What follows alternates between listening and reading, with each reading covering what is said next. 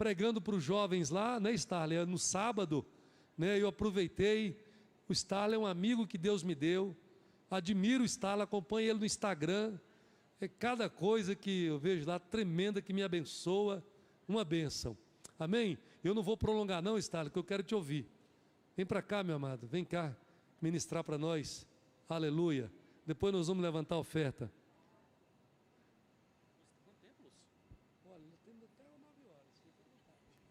Meus irmãos, a paz do Senhor. Quantos estão felizes? Amém. Louvado seja Deus. Vamos ler um texto da Bíblia? O livro do patriarca Jó. Jó, capítulo de número 1, o versículo de número 1, 2 e o versículo de número 3. Jó, capítulo 1, o versículo de número 1, 2 e o versículo de número 3. Quantos irmãos estão procurando? Louvo muito a Deus pela vida do nosso pastor Cláudio Honor, juntamente com a sua família, não é? Na terça-feira eu estava ainda na nossa igreja e eu pedi para o pastor Abinai, orar, e ele orou. Eu falei: pastor, quinta-feira eu vou estar com o pastor Cláudio Honor e o pastor Lúcio. Ele orou. Você vai lá, prega a palavra, não dá trabalho para os irmãos. Então, nesse objetivo aqui. Deus abençoe o pastor Lúcio, amigo, irmãos, parceiro assim. Ainda um dia desse lá em Goiânia me falaram desse jeito, né? Alguém que congregou aqui: o Lúcio foi um presente que Deus te deu, Starley, aproveita. Então eu quero aproveitar. Deus abençoe muito a sua vida, muito poderosamente. E é um privilégio, né? Estava ali falando para ele que até hoje eu estou esperando, porque a gente ouve falar muito, a fama dele já chegou lá em Goiânia, do Lúcio como cozinheiro. E até hoje eu não tive essa honra. Mas eu falei para ele ali que antes de Jesus voltar não é possível. Não é possível, irmãos. Amém. Jó capítulo 1, verso 1, 2 e 3. Eu quero falar sobre o advogado de Deus. A Bíblia diz assim: havia um homem na terra de Uz, cujo nome era Jó. E este era homem sincero, reto, temente a Deus, e desviava-se do mal. E nasceram-lhe 7 filhos e 3 filhas. E era o seu gado 7.000 ovelhas, e 3.000 camelos, e 500 juntas de bois, e 500 jumentas. Era também muitíssima gente ao seu serviço, de maneira que este homem era maior que todos os do Oriente. Amém? Podem se sentar. Irmãos, é importante, todos nós que estamos aqui, entendermos de uma vez por todas que a Bíblia, que porta 66 livros, tanto 39 no Antigo quanto 27 no Novo, a Bíblia vai apresentar uma série de personagens, homens e mulheres, ricos e pobres, pessoas que simplesmente desfrutavam de cargos altos e, consequentemente, pessoas que compunham a classe D da sociedade de Israel.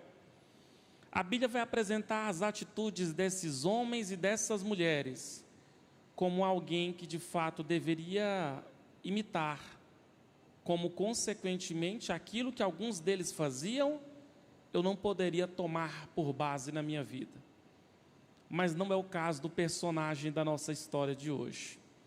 A Bíblia Sagrada começa mostrando as suas 3 principais marcas. Ele, um morador da antiga Mesopotâmia.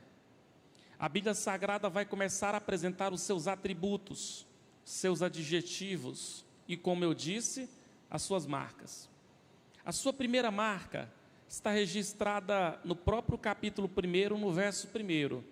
É aquilo que eu chamo de marcas espirituais. A Bíblia Sagrada diz que Jó era um homem reto, Jó era um homem temente a Deus e que Jó desviava-se do mal. De Gênesis a Apocalipse, a Bíblia nos ensina uma doutrina muito séria. É o que nós teólogos chamamos de hamartiologia, ou doutrina do pecado. E o que é que a doutrina do pecado ensina? A doutrina do pecado ensina que antes de Gênesis capítulo de número 3, o homem tinha potencial para pecar. Porém, depois de Gênesis capítulo de número 3, o homem tem tendência ao pecado. Portanto, eu gosto de uma frase que é dada pelo Dr. Wayne Grudem, quando ele define o ser humano no estado de pecado. Ele diz que ser humano depois do pecado se define assim: ser humano é ter que ensinar para uma criança aquilo que é certo, pois aquilo que é errado ela já vai descobrir por si só. Eu vou voltar a repetir: ser humano é ter que ensinar para uma criança aquilo que é certo, pois aquilo que é errado ela já vai descobrir por si só. Não é que existem apenas 370 pecados, existem 370 classes de pecado. Simplesmente é impossível não pecar. Agora, baseado nesse rápido comentário, como é que a Bíblia Sagrada vai dizer que um homem que nasceu em estado de pecado, filho de Adão, consegue ao mesmo tempo ser um homem reto, consegue ao mesmo tempo ser um homem temente, ao mesmo tempo que consegue ser um homem com um altíssimo padrão ético e moral?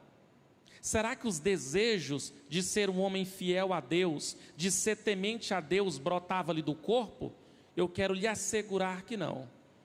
O que eu quero, na verdade, te dizer é que se Jó era um homem reto, se Jó era um homem temente a Deus e que se Jó desviava-se do mal, não é porque o desejo do temor, da retidão, não brotava da sua carne, mas se Jó era reto, se Jó era temente a Deus e se Jó se afastava do mal, é porque o Deus que Jó servia dava-lhe forças para temer o seu nome, para afastar-se do mal e para o entregá-lo em espírito e em verdade ao Deus que é todo poderoso.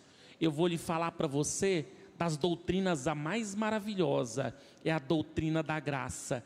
Santo Agostinho disse que graça é a ação de Deus em recrutar pecadores das trevas para a sua maravilhosa luz.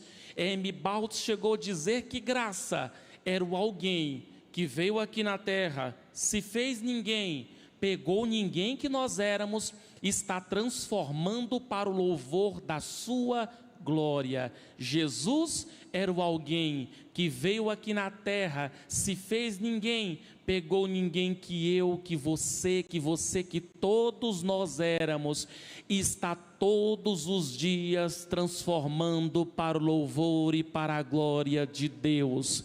Eu oro, não é porque o desejo de orar brota da minha carne, é por causa da graça de Deus. Eu prego, não é porque é desejo do meu corpo, é por causa da graça de Deus. Eu estou assentado no banco da casa dele aqui nessa noite, abrindo o meu coração, ver ele dirigindo a minha vida, instruindo a minha vida, direcionando a minha vida, é por causa da maravilhosa e poderosa graça do Deus que é todo poderoso. Essas são as marcas espirituais, mas a Bíblia não cala. A Bíblia vai apresentar a segunda marca de Jó. A Bíblia vai dizer que Jó tinha 10 filhos, 7 meninos e 3 meninas. Você e eu se lembra que a Bíblia diz que os filhos são herança do Senhor. Se você observar no mesmo capítulo de número 1, a Bíblia Sagrada vai apresentar algo muito relevante. A Bíblia Sagrada vai mostrar justamente dos momentos de confraternização que os filhos de Jó tinham. Eu falo confraternização porque eu e você precisamos separar uma coisa que precisa estar nítida na nossa cabeça. A Bíblia Sagrada nunca condenou, a Bíblia Sagrada não condena, e a Bíblia Sagrada jamais vai condenar a confraternização. Mas quando Deus diz na sua palavra qual deve ser a base e os princípios estabelecidos por nós enquanto povo de Deus, a Bíblia Sagrada nos diz que nós devemos estar pautado em comunhão. Afinal de contas, ó quão bom e quão suave é que os irmãos vivam em comunhão. E a pergunta seria: existe diferença de confraternização para comunhão? A diferença existe e ela é nítida, porque confraternização é eu querer estar com você apenas no momento que você estiver de pé. Comunhão é eu querer estar com você, quando basicamente as lidas da vida te jogou ao chão. Confraternização é eu querer aplaudir apenas nos momentos de bonança. Agora, comunhão é eu querer continuar amando a sua vida nos tempos de escassez. Confraternização é quando eu te valorizo pelo que você tem, e comunhão é quando eu amo a sua vida pelo que você é.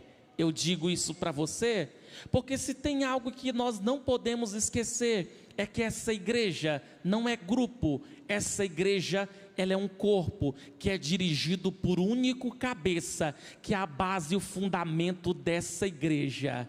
Nós, se acreditamos que Jesus perdoa quem peca lá fora, nós não podemos nos esquecer que Jesus também perdoa aqueles que pecam aqui dentro.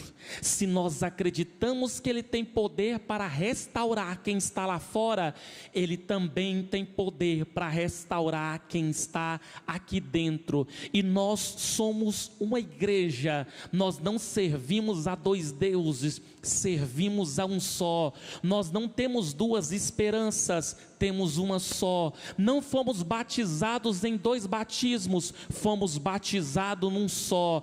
E toda essa igreja que é dirigida por Jesus, não irão para dois céus, irão para um só, que é a nova Jerusalém celestial. É Paulo quem vai dizer em 1 Tessalonicenses 4,17, que o arcanjo Miguel vai tocar a trombeta, os céus serão rasgados, e Jesus Cristo vai levar para si não dois povos, apenas um povo, lavado, remido no sangue do Cordeiro de Deus. E nós vamos para a nova Jerusalém celestial, porque nós acreditamos no poder de Jesus Cristo de Nazaré da Galileia. Mas a Bíblia Sagrada vai apresentar uma terceira marca da vida de Jó. A Bíblia vai pregar sobre a estrutura financeira da vida de Jó. Grave bem o que esse jovem pregador vai lhe falar. A Bíblia tem 500 versículos que irão falar sobre fé. A Bíblia tem quase 500 versículos que vão falar sobre oração. Mas a Bíblia tem exatos 2.350 versículos que vão falar sobre dinheiro, sobre posses e sobre administração. Jesus falou mais sobre o dinheiro do que sobre o inferno. Jesus falou mais sobre o dinheiro do que sobre o próprio céu.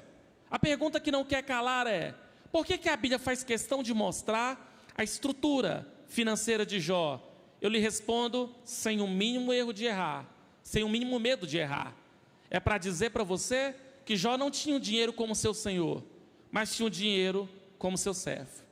Esse é Jó, alguém agraciado por Deus espiritualmente, alguém agraciado por Deus na sua estrutura familiar, alguém agraciado por Deus na sua estrutura financeira. Mas é no exato versículo de número 6 que a história de Jó vai mudar. Porque no versículo de número 6, Lúcio, nós vamos ter uma conversa daqueles que são os dois seres mais poderosos que existe. Aquele que nós não temos aqui duvidar, aquele que não é que é o poderoso, ele é o todo poderoso. Aquele que não é que seja infinito, porque infinito somos nós, porque infinito é aquilo que tem começo e não tem fim. Uma vez que você entrou na existência, você nunca mais sairá dela. Deus não é infinito, Deus, Ele é eterno, Ele não tem começo, Ele não tem meio, Ele não tem final. Ele é o Todo-Poderoso, digno de honra, digno de glória. É aquele mesmo Deus do Antigo Testamento que quando Ele descia, Ele fazia o monte tremer e a terra fumegar. Mas o segundo ser é Satanás. E para nós teólogos ele é considerado uma autoridade. Afinal de contas, era um diálogo desses que você vai perceber. Poucas vezes aconteceu na Bíblia, mas é também um diálogo desses que simplesmente Deus vai começar a fazer duas interrogações a Satanás. A primeira das interrogações foi exatamente essa: Satanás, de onde vens? Ele vai resumir a sua agenda em dois verbos, e eu confesso para os irmãos que o primeiro nem tanto, mas meio que o segundo meio que faz a minha alma tremer. Ele vai dizer assim: Senhor, eu venho de rodear a terra e de passear por ela. Você não passeia preocupado, você não passeia cabisbaixo, você não passeia preocupada. Quando você passeia calma, tranquila. Afinal de contas, pressupõe-se que no mínimo a sua mente está num estado de relaxamento. Esse é Satanás. Sobre essa terra, ele passeia por ela. Meu presidente tem ordenado para mim ir em algumas das nossas principais regionais. Eu estou trabalhando em 3 igrejas nesse exato momento, explicando Apocalipse, os seus 22 capítulos, a partir da gramática grega. E no livro de Apocalipse, Satanás ele é descrito como dragão, devido a 3 características: agilidade, sagacidade e força. Creia você ou não, acredite eu ou não, Satanás é ágil, Satanás é veloz e Satanás, ele é sagaz. É nesse momento que Deus vai fazer uma segunda pergunta ao diabo, e a pergunta é exatamente essa: Satanás, enquanto você tem rodeado a terra, e enquanto você tem passeado por ela, observastes o meu servo Jó? Só que é daí para frente que o próprio Deus vai falar de Jó para o diabo, e não é Jó quem vai falar quem conhece a Deus, mas é Deus quem está falando quem conhece a Jó. E Deus vai falar para Satanás: Satanás, esse homem é reto, esse homem teme o meu nome, e esse homem foge da aparência do mal. É aqui que tem algo que eu fico impressionado. Deus não vai falar para Satanás sobre Jó, dos camelos que Jó tinha.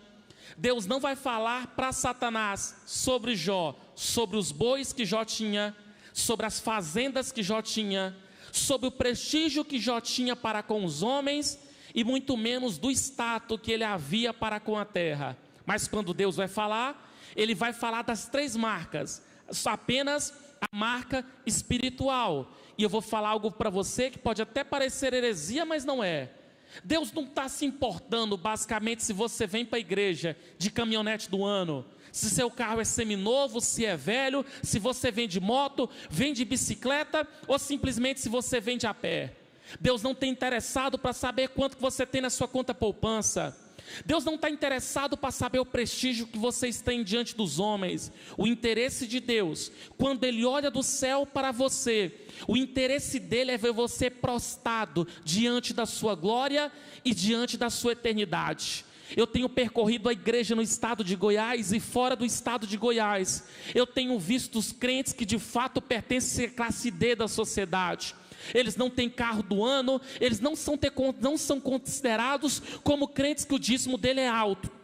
Todavia, quando algumas dessas mulheres prostam seu joelho no chão, se cumpre o Salmo 34, verso 18, que a Bíblia diz que Deus se curva para ouvir um coração quebrantado e um espírito contrito diante dele. Escute bem o que eu vou lhe dizer. Pode ser que você seja abandonada pelos homens, mas jamais abandonada por Deus. Esquecido aqui pela terra, mas jamais esquecido pelos céus. E não se esqueça que quando Deus olha para você, Ele simplesmente dá testemunho da sua vida, porque Deus sabe que você simplesmente pautou a sua fé nele. Afinal de contas, uns confiam em carros, outros confiam em cavalos, mas aqueles que confiam no Senhor haverão de vencer todas as batalhas para o louvor e para a glória do Deus que é todo poderoso. É nesse momento que a Bíblia Sagrada diz que Satanás vai inferir uma tese a Deus. Profetiza a tese, já vou adiantando. Senhor, Jó te serve não é por causa da tua grandeza. Os irmãos estão me ouvindo? Jó te serve não é por causa da tua glória. Jó te serve por causa das fazendas que o Senhor deu para ele. Jó te serve é por causa do dinheiro que o Senhor deu para ele. É porque Jó é respeitado. Pedido de Jó é ordem. A caneta de Jó pesa. É nesse momento que Deus olha para Satanás e diz assim: Satanás, toque em toda a sua estrutura financeira. Satanás não hesita em sair da presença de Deus. E em questão de milésimos de segundo, ele vai começar a mover tudo para que simplesmente a estrutura financeira de Jó se perca. É nesse exato momento que algo muito impressionante acontece. Os sabeus, que eram inimigos de Jó, pulam para dentro das fazendas de Jó. Vão começar, por pura maldade, a matar os animais de Jó. Por pura maldade, vão começar a ceifar a vida dos funcionários de Jó. Vai sair apenas um com vida. Esse um sai correndo, acha Jó provavelmente dentro da sua casa, abre a boca e diz: Jó, os sabeus pularam para dentro das fazendas, Jó. Eles mataram os meus colegas de serviço. Jó, eles mataram os animais, eles estão destruindo tudo. É nesse momento que eu fico percepcionando sobre o que de fato Jó irá fazer. Porque Jó está vendo e está ouvindo as palavras de cunho negativo golpearem a sua mente e o seu coração. Será que Jó questiona? Será que Jó reclama? Será que Jó murmura? Jó não questiona, Jó não reclama e Jó não murmura. Pelo contrário, sabe o que Jó faz?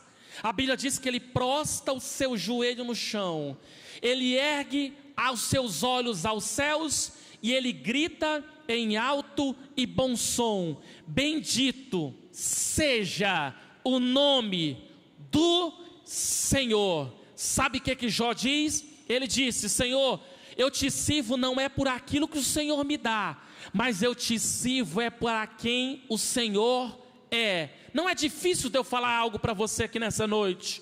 Com a despensa vazia ou a despensa cheia, com o tanque de gasolina vazio ou o tanque de gasolina cheio, com o seu evento dando certo ou parecendo que vai dar errado, bendito seja o nome do Senhor. Porque existem só 2 crentes aqui nessa igreja que estão assistindo essa live. São aqueles crentes que há uns que adoram a Deus, não é por aquilo que Deus dá, mas é por aquilo a quem Deus é. E outros que adoram somente por aquilo que Deus dá. Aqueles, quando Deus permite a prova, eles rapam da igreja, eles simplesmente abandonam Deus e a sua casa. Mas eu acredito que eu estou pregando nessa noite para gente que sabe que, me desculpa a expressão, a giripoca está piando, o pau está quebrando, mas se curvam e diz: bendito, bendito, bendito seja o nome do Senhor.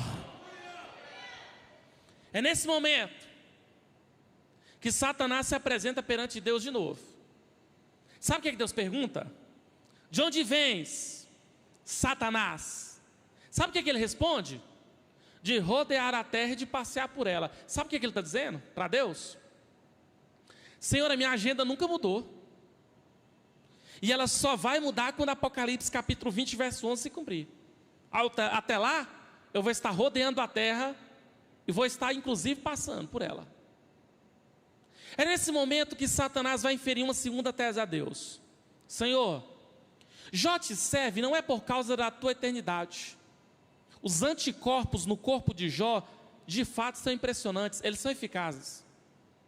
Jó não sabe o que é ser golpeado por uma poderosa enfermidade. Jó não sabe o que é ver sua imunidade caindo no chão. Jó não sabe o que é uma enfermidade roubando a sua vitalidade, furtando a sua saúde. É nesse exato momento que Deus olha dentro dos olhos do diabo e diz assim: toca no corpo dele, mas a ordem é: poupa a vida desse homem. Satanás se esvai da presença de Deus, e se esvaindo da presença de Deus, Satanás vai começar a tocar nos anticorpos de Jó. Jó começou a ficar doente, Jó começou a ver sua imunidade cair, Jó simplesmente vai ter a sua saúde comprometida. Jó simplesmente está tendo a sua vitalidade furtada. E como se não bastasse, Jó vai conhecer o ápice do buraco quando ele começa a perceber que na superfície da sua pele começou a brotar caroços que simplesmente vão fazer com que aquele homem cheirasse mal. Sabe a notícia que está rolando na Mesopotâmia? Jó está pobre. Sabe a notícia que está rolando na Mesopotâmia? Jó não tem mais o prestígio que tinha como antes. Jó está acabado.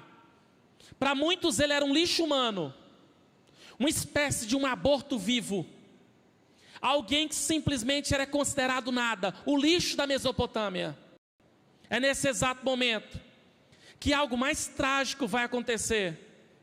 Enquanto os filhos deles estão reunidos, a Bíblia diz que caiu raio, relâmpagos e trovões no prédio onde eles estavam, e de uma única feita, Jó precisou contratar um cerimonialista fúnebre, e ao mesmo tempo que ele foi obrigado a contratar e comprar, não sabe-se Deus de onde, 10 caixões, para enterrar os 7 filhos com as 3 filhas.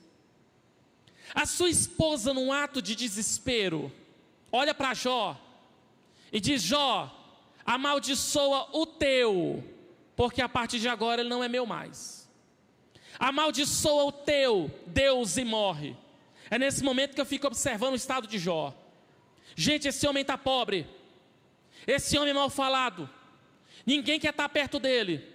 O ex-fazendeiro, a partir de agora, foi para o pó e para a cinza. E quando a Bíblia diz que Jó foi para o pó e para a cinza, na gramática hebraica, sabe o que significa? Que Jó foi morar no lixo da cidade. O ex-fazendeiro, a partir de agora, tem sua residência no lixo da cidade. A esposa olha para ele e o ordena morrer. É nesse momento que eu fico pensando: será que ele vai retroceder? Será que ele vai blasfemar? Será que ele vai abandonar a fé? Mas ele não retrocede, nem blasfema, nem abandona.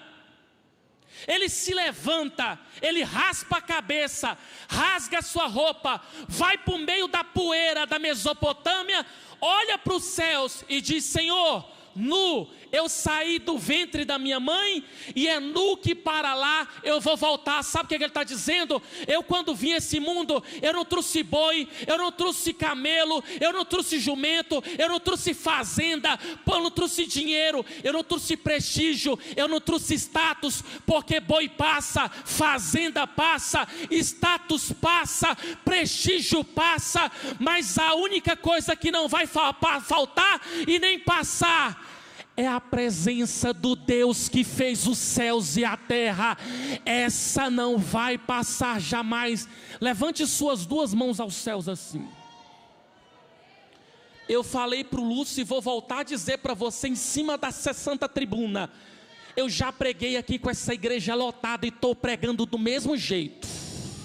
E o Deus que agiu naquele dia vai descer aqui nessa noite para dizer para você: ei, perca o que perder, mas não se esqueça, a minha presença vai te levantar quando você estiver caída.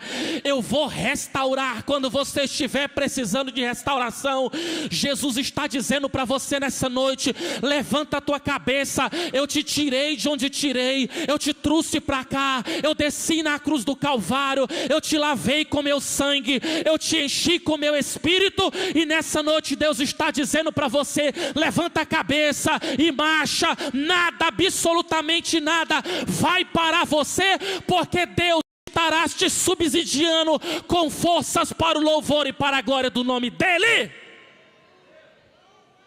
Olhe para cá. A pergunta de Satanás era uma só: como é que para esse homem? Porque, Lúcio, a morte dos filhos não parou esse homem. A morte das filhas não parou esse homem. Esse homem ficou pobre. Mesmo assim ele não para. A história vai dizer que a fama de Jó percorreu tanto, mais tanto, que vai cair no ouvido de 3 dos seus amigos. Esses 3 dos seus amigos vão se levantar. E eles vão até Jó. Quando eles encontraram Jó, o estado de Jó estava tão deplorável, mas tão deplorável, que quando eles viram Jó pela primeira vez, a Bíblia vai dizer que eles ficaram 7 noites e 7 dias sem ter coragem de dar uma palavra para Jó. Só que quando eles abriram a boca para falar o que está em Jó capítulo 4, verso 7. Jó, segundo o que eu tenho visto, aqueles que colhem iniquidade é porque andaram plantando iniquidade. Sabe o que ele está dizendo? Jó, instaura um inquérito aí, porque com certeza você andou vacilando, você andou pecando. Agora olhe bem para cá. Esses amigos, eles eram bons amigos, é a teologia deles que estava errada. É nesse momento que eu quero aproveitar esse gancho para te falar algo que o Espírito Santo queima meu coração para falar para pelo menos uma pessoa aqui, e é que está aqui. Eu me lembro que quando eu preguei num evento do Congresso da Almadega, eu terminei minha preleição com uma frase para os jovens, e a frase foi essa: a melhor pessoa para estar do seu lado será aquela que alimentará a sua fé. Mas a pior pessoa para estar do seu lado será aquela que alimentará as suas dúvidas. Segunda consideração: existe um hospital na Índia com 3 frases. Primeira frase: aqui nesse hospital, um homem foi picado por um escorpião, 2 pontos, provavelmente irá morrer. Segunda frase: aqui nesse hospital, um homem foi mordido por uma serpente, 2 pontos, provavelmente irá morrer. Mas a terceira frase diz assim: aqui nesse hospital, um homem foi mordido por um outro homem, 2 pontos, esse com certeza irá morrer. Sabe por que é importante falar sobre isso? Porque existe um veneno que é pior do que o veneno de serpente, pior do que o veneno de escorpião. É o veneno que está na língua de muitas pessoas que andam conosco. Agora eu quero poder te dar um outro princípio. Jesus coordena os apóstolos e os convoca. E convocando os apóstolos, ele vai fazer 2 perguntas. Primeira pergunta: quem a multidão está dizendo que eu sou? Resposta: disse Pedro, Senhor, a multidão está dizendo que o Senhor é Elias. A multidão está dizendo que o Senhor é Jeremias. A multidão está dizendo que o Senhor é profeta. Aí Jesus olha dentro dos olhos dos apóstolos e pergunta assim: e para vocês, quem vocês andam dizendo por aí que eu sou? A Bíblia diz que o mesmo Pedro dá um passo para frente e diz: Senhor, tu és o Cristo, o verdadeiro Filho do Deus vivo. Jesus olha para Pedro e diz: Pedro, disseste bem. Na verdade, não foi a carne nem sangue quem te revelou isso, porque ela não pode. Mas o Espírito Santo do meu Pai te revelou essas coisas. Irmão, ser elogiado é bom. Pelo líder, melhor ainda. Imagina pelo próprio Deus na frente dos outros. Só faltou o fundo da música Sabor de Mel. Em contrapartida, Pedro volta para a circunferência onde ele estava, com o coração grande. Aí Jesus olha para os apóstolos e diz assim: vamos voltar para Jerusalém. Eu haverei de me entregar para salvar muitos. Você acredita que Jesus olha para Pedro, que Pedro olha para Jesus e fala assim: Senhor, não irá à cruz, permita eu ir à cruz em teu lugar. Jesus olha para Pedro e diz assim: Pedro, arreda-te de mim, Satanás, porque você entende das coisas dos homens, mas você não entende das coisas de Deus. Agora, o que me choca no texto?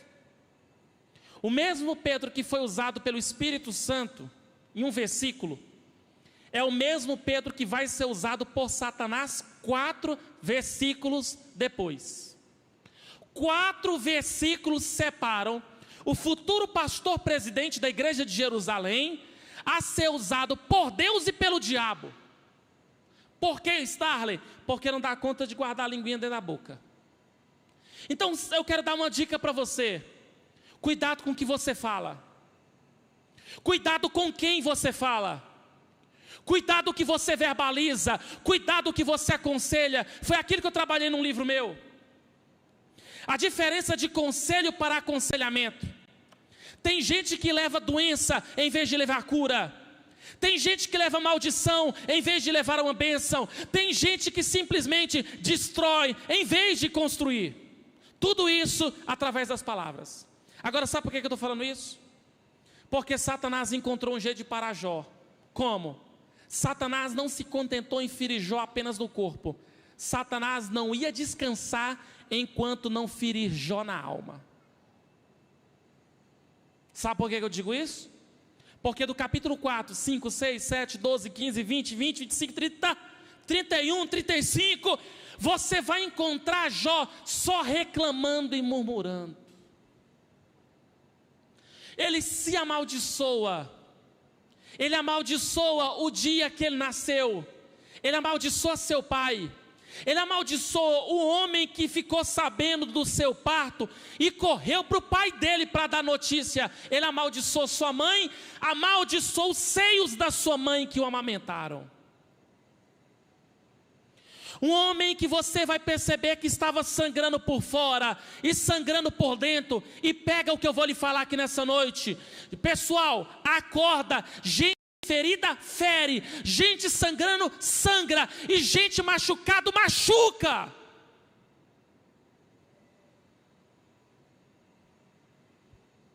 A boca fala do que o coração está cheio. Jó está colocando maldição para fora. Satanás conseguiu abrir uma ruptura na alma de Jó. E essa ruptura estava derramando toda a sua fé e a sua esperança. Esse homem está sofrendo. E eu vou te falar algo que provavelmente pregador nenhum te falou.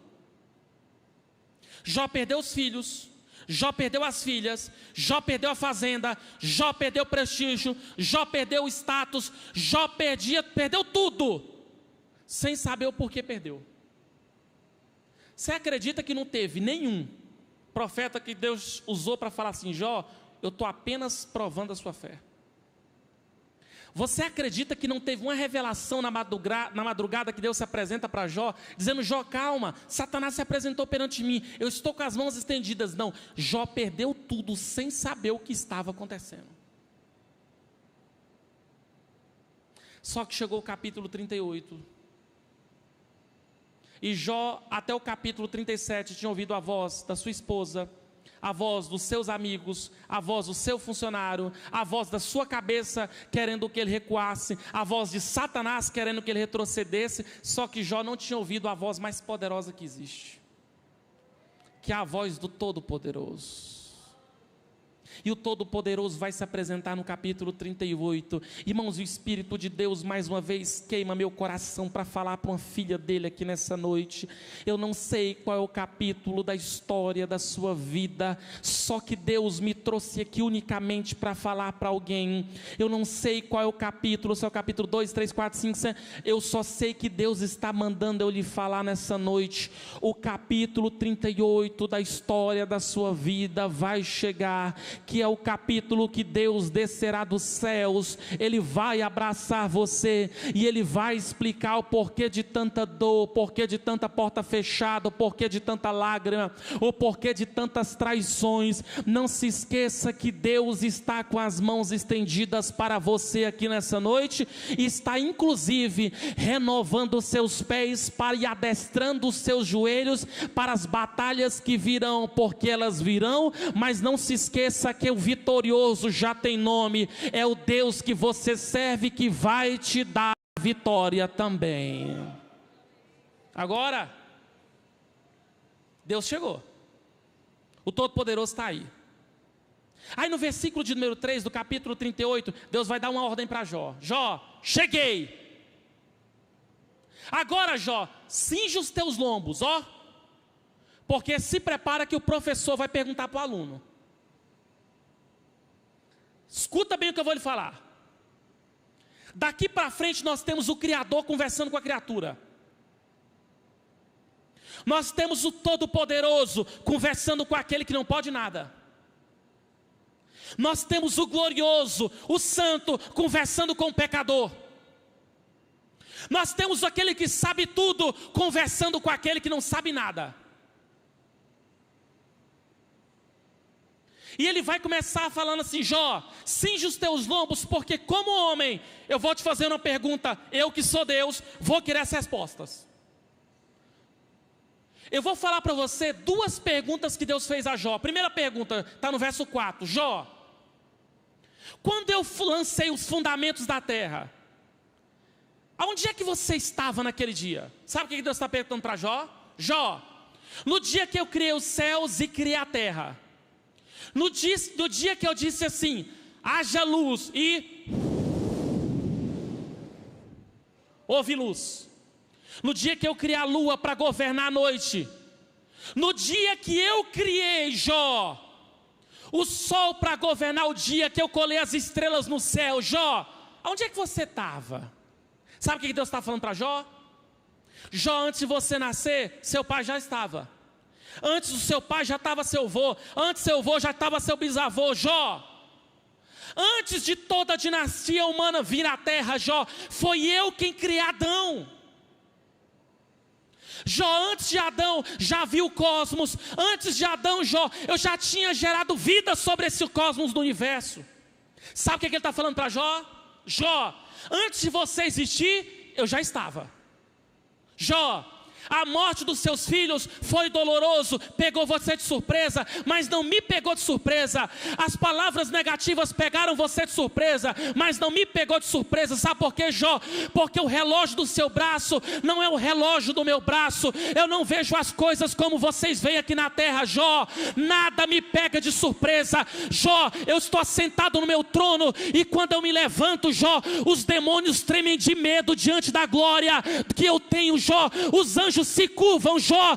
Eu estou de pé, Jó. Eu sou todo poderoso.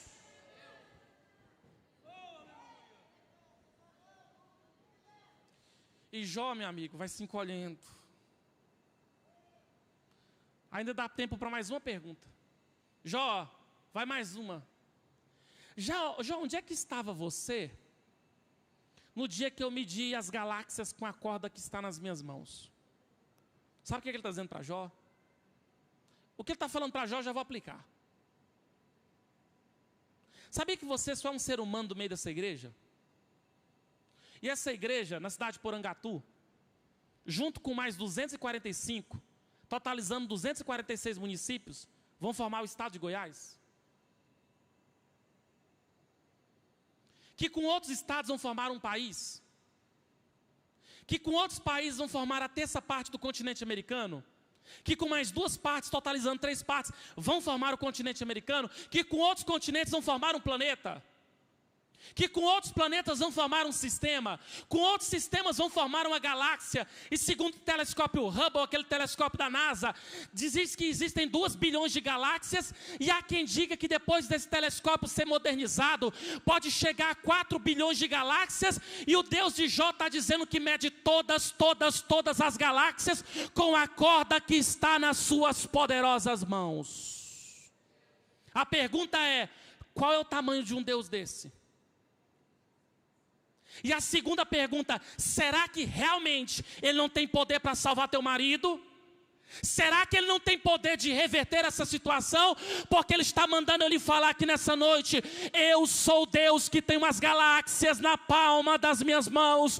Eu não conheço alguém que seja maior do que eu, que tenha um braço mais poderoso do que eu. É Ele que pergunta em Isaías capítulo 43, verso 13, quem é que pode escapar das minhas mãos? Porque operando eu, quem haverá de atravessar a minha frente? Operando eu, quem me impedirá? Fique de pé. Aliás, pastor Lúcio, vou fazer algo direcionado por Deus. Quem tem perna, vou fazer logo assim. Quem tem perna, vem aqui na frente. Só quem tem perna.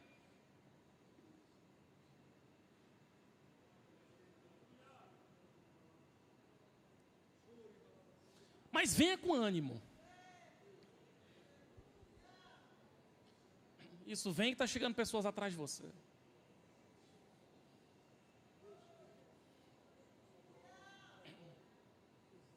Vem, chega mais perto.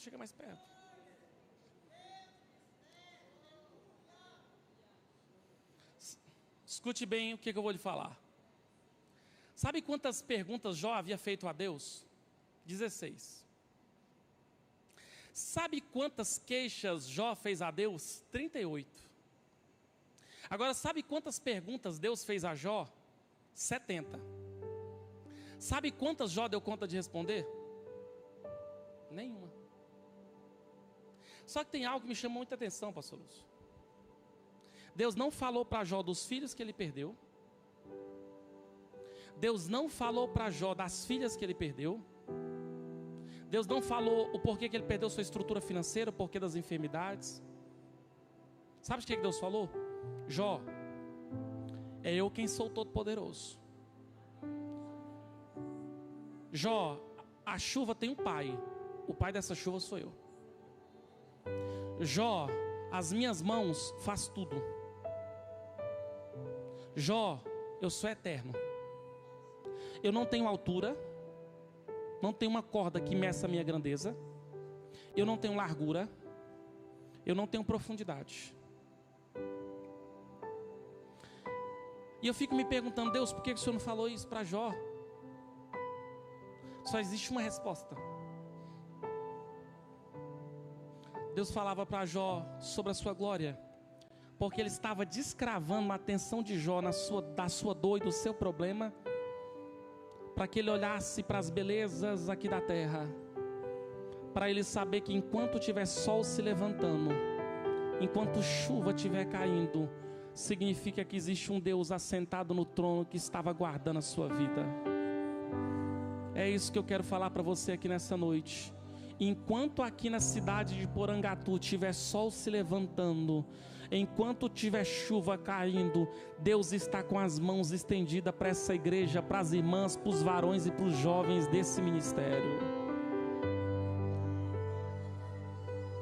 Aí Jó via Deus no sol, na lua. Sabe o que ele vai dizer? Antes eu conhecia Deus de ouvir falar, mas agora, quando o sol se levanta, eu sei que ele está se levantando porque ele primeiro pediu a Deus: Senhor, eu posso me levantar sobre a terra? Então não sei como é que anda a história da sua vida, mas Deus sabe. Eu não prego o que esses pregadores de coaching andam falando. Você pode? Você consegue? Sabe o que eu ando pregando? Você não pode nada, mas o seu Deus pode tudo. Eu não prego a psicologia da autoajuda. Eu prego que o seu braço é fraco, mas o do seu Deus é poderosíssimo. Eu não prego que você vai vencer se não for outro método, a não ser cravando o seu joelho no chão. Aí você vai perceber que o Senhor vai virar o seu cativeiro, orando pela sua vida, intercedendo pela vida dos outros. Então escute bem o que eu vou dizer para você.